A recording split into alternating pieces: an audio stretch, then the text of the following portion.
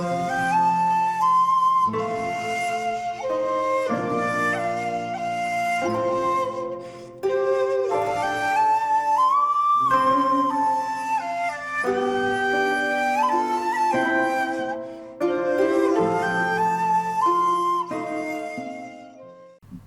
there, this is Solitary Ronan from Solitary Ronan Films, and welcome to our random review. Today's random review is from 1969, and it's The Sicilian Clan, starring Lino Ventura, Jean Gabin, Alain Delon. And this is directed by Henri Vigneault, a director that I'm not familiar with, but because of that, this film, it's going to be another director that I'm going to have to try and get more of his films, because this is an absolute stunner. It's based on a book by Auguste Le Breton, who also wrote Rififi and Bob La Flambeur. So that gives you an idea of the kind of class that we're talking about. This film, the music is by Ennio Morricone, and it's an example of, I have had the theme tune from this film in my life for over 30 years, but I've never actually seen the film up until now, which is absolutely ridiculous. Now, Kino Lorber, as we know, sometimes their extras are threadbare and other times they're loaded. This is an example of them being loaded. So this one has two cuts of the film. It has the US release, which is 118 minutes, and it has the international cut, which is 125 minutes. It has a commentary by film historian Howard Berger and Nathaniel Thompson. It has a 63-minute featurette on the Sicilian Clan, which is absolutely fantastic. I mean, we see these three icons just hanging about on set, and it's fantastic. And then we also have The Sicilian Clan by Fred Cavai, who directed Point Blank, obviously not Lee Marvin Point Blank, which is 4 minutes as well. So this is a stacked release. The film is absolutely wonderful.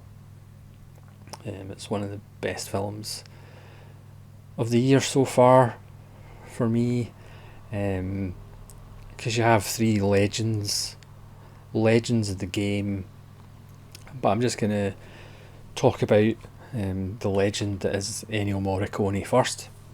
So the theme tune, which you'll recognise even if you haven't seen the film either, it's slightly light,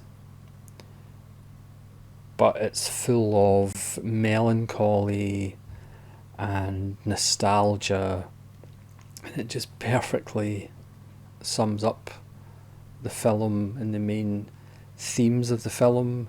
Morricone also has a more dramatic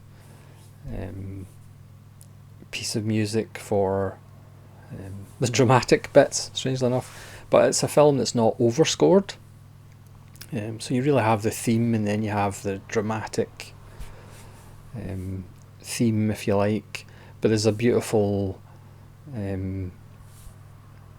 other piece of music that's used in the film, which I'll mention when I talk about it. I mean, you could watch this film and be mistaken for thinking it's a Melville. It's just beautifully shot, and again, there's just this feeling of just class. So we're introduced to the three icons of the game separately, but they all get wonderful cinematic introductions. Alain Delon is the last one off a prison truck as he's coming to a police station, or a man truck. We are introduced to Jean Gabin, his feet first as he comes down in a lift, then the doors open and it's Jean Gabin. We're introduced to Lino Ventura from the back, so we recognise his back before we actually see his face. So they get lovely introductions. The plot is just wonderful and detailed, the same way you would expect if you've seen Rififi and Bob Le Flambeur. We're introduced to kind of Delon's story first, because he's kind of the catalyst for the rest of the film.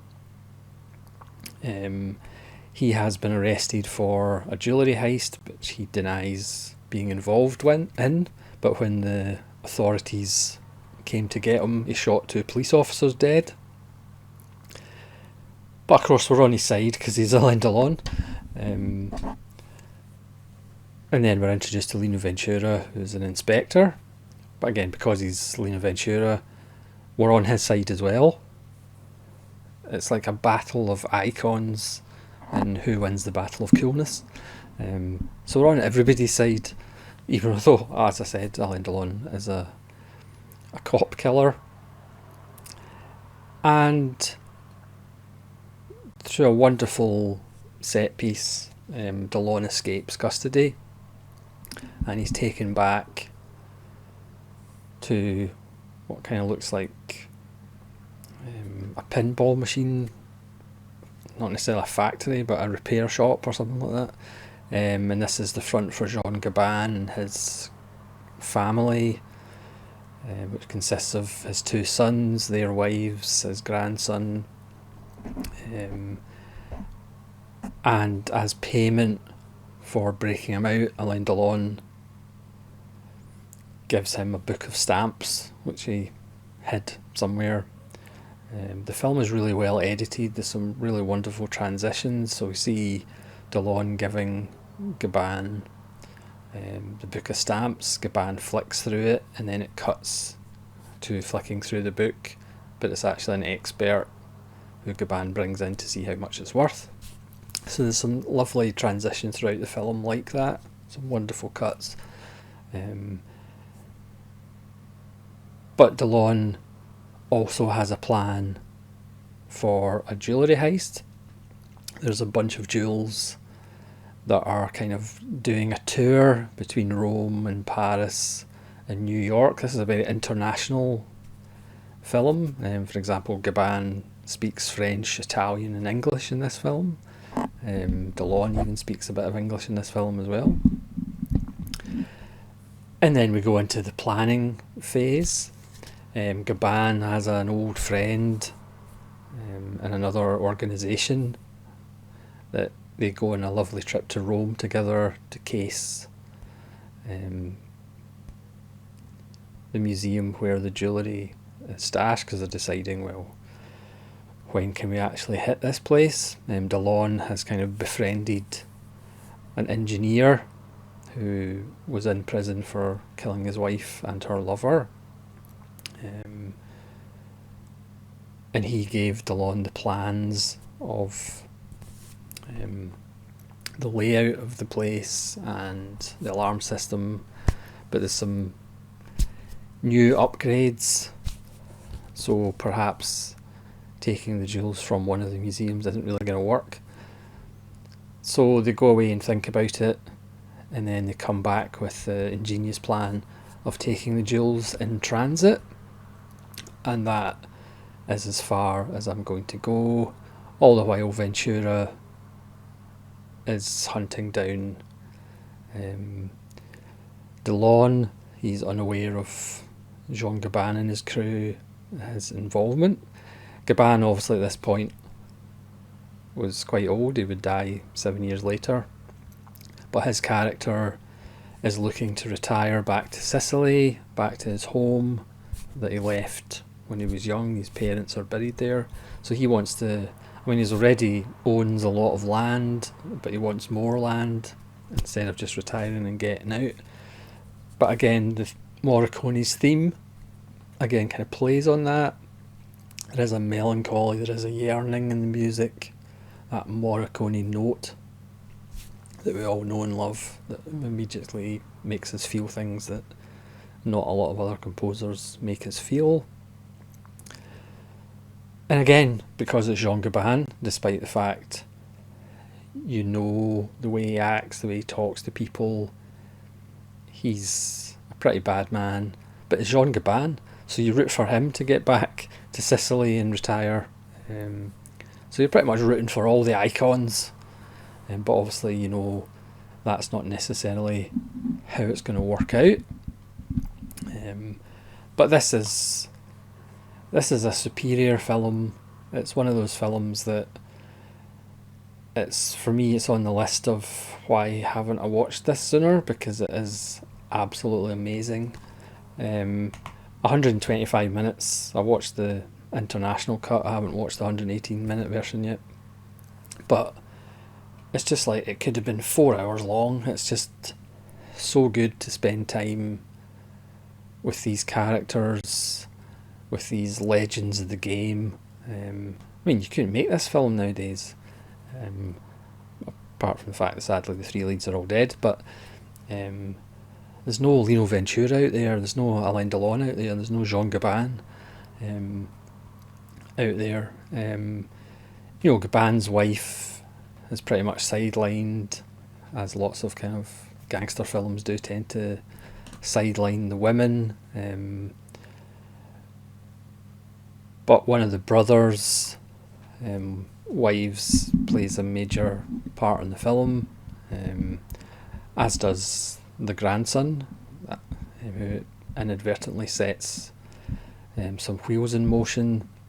But the supporting cast is fantastic. Again, Ventura goes into the restaurant where Delon's sister works, and that's the third kind of beautiful piece of music that Morricone uses. Again, just this gentle light, but with a definite sadness to it. And Ventura orders a beer and 2 boiled eggs. I don't know whether that is a French thing, beer and eggs, but there you go. And he tells the sister that all these phones are going to be bugged beforehand. And even she says, is that not a bit odd that you're actually telling the person that you're trying to get information from that the phones are tapped? And he said, yeah, he's just trying it backwards. Just going to tell them beforehand. For some reason, it's a really beautiful scene. It's just so good. Again, you want to spend more time. The actual heist is really ingenious. The plan is really ingenious and clever. There's a couple of red herrings thrown in that perhaps you think you can guess where the story will go, but it doesn't actually necessarily go that way, which is very enjoyable. I would highly recommend The Sicilian Clan, and this Kino Lorber release is fantastic. It's Region A, but as I said, you get 2 cuts of the film, each on its own disc. And the 63-minute featurette, you know, as we know, featurettes can range from like 2 minutes to an hour and a half, but this one is 63 minutes of pure joy. Again, to see the 3 of them together is quite magnificent.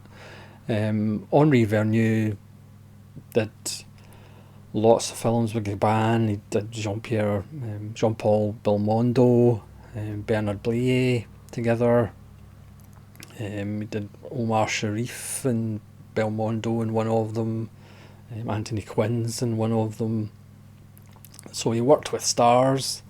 It's fascinating that in that 63-minute featurette, Vernieu at the time was kind of viewed just as a hack. But a hack doesn't make a film like this. I mean, the plot, you know, the scenes move the plot on, but it doesn't sacrifice character. There's not really a dull moment in the whole 125 minutes, which is rare. It doesn't really slow down or have too many ebbs. It just flows really, really well. So when you've got top class talent involved, and then you stick on a Morricone classic score, how can you not love it? So thanks so much for watching. this random review of the Sicilian Clan from 1969. Please let me know if you've seen it and what you think of it. And hopefully you'll join me again for more random reviews. This is Sol Sharon from Sol Sharon Films saying farewell.